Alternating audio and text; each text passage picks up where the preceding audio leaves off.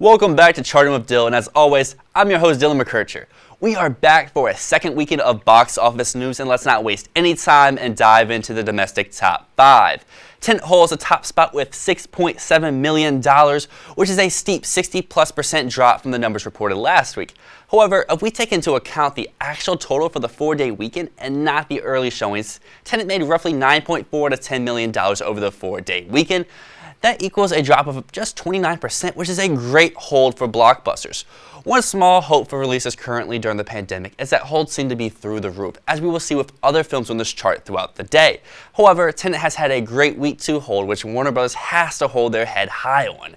And one last thing, Tenet has by far had the highest per theater average at the moment with $2,384 since theaters have reopened. The remainder of the top 5 has New Mutants dropping 31%, earning a little over $2 million. Russell Crowe's Unhinged snacks third, dropping just 16% with $1.5 million. The action thriller has had amazing holds from each week. The flick is either generating a lot of repeat business, or as more and more people start to feel comfortable enough to head out to theaters, they are returning for some dumb fun.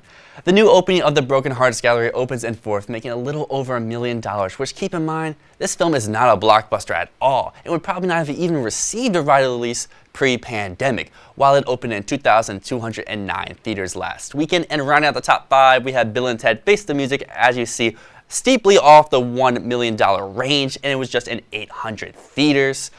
But before we hit up the domestic top 5 for the year, we have some bad news for moviegoers. 2 of the biggest blockbusters for the remainder of the year have changed dates. First, Wonder Woman 1984 moving from October 2nd all the way to Christmas Day. The Gal Gadot starring film will look to repeat fellow DC Comics film Aquaman showing from around the holidays from 2018.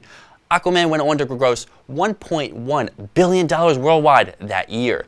Next, for the horror lovers, Candyman moves from October 16th to an undisclosed date in 2021, which essentially clears out October for blockbusters, with the exception of Kenneth Branagh's Death on the Nile coming on October 23rd.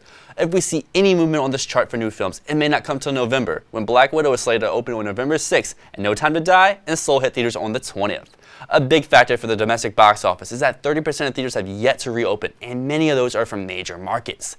Tenet is underperforming, and it's only showing in 2,810 theaters, which is a lot lower of a number than normally. And not to mention, of those 30% of theaters that are not currently open, they're from major markets like New York, LA, and many more. And finally, we return to 2020's top 10 films domestically, which, in fact, we have a brand new film for the first time since all the way back in March, which is Tenet in 9th with $29.5 million. But still reigning on top for the year is Bad Boys for Life of $204.4 million, and the rest of the list there's not much movement. Sonic, Harley Quinn, Doolittle, The Invisible Man, The Call of the Wild, and The Gentleman all stay in place. And finally in 9th, we have Christopher Nolan's Tenet, cracking $29.5 million domestically like we've talked about all show.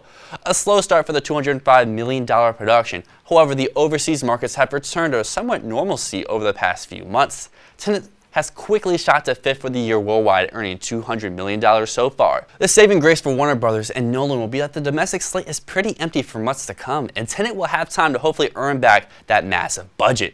Fantasy Island drops to 10th, and Like a Boss officially falls off the chart after opening all the way back on January 10th. Check back next week to see if more theaters have reverted to their pre-pandemic state and have reopened to save Tenet from annihilation, or if even more films have pushed their release date, essentially ending 2020's blockbuster outlook. Make sure to hit the like button and subscribe for more Return to Studios content. Until next time, this is Dill, signing off.